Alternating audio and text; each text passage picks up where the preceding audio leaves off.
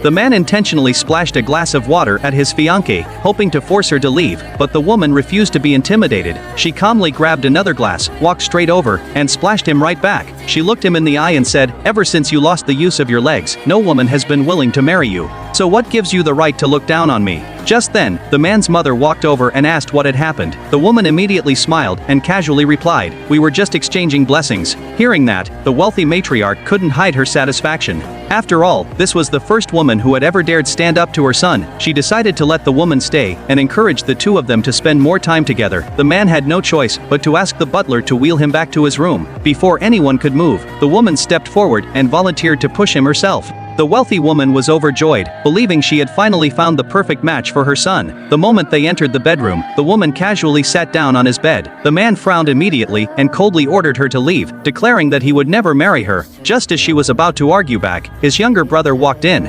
With a smug expression, he mocked the man, claiming their father had already handed the company over to him. From now on, his older brother would have no choice but to listen to his orders. The woman couldn't stand his arrogance. Without a second thought, she grabbed the wheelchair, aimed it straight at him, and deliberately rolled over his feet. Then she shoved him out of the room without the slightest hesitation. She expected the man to thank her for defending him. Instead, he scolded her for interfering in his affairs. Her temper instantly flared. She kicked him right off the wheelchair and said, "I am not your mother. Don't expect me to spoil you." Although the man was furious, he couldn't think of a single word to argue back. The following day, the woman accompanied him to register their marriage. His mother was overjoyed and immediately handed the bride a bank card loaded with $10 million.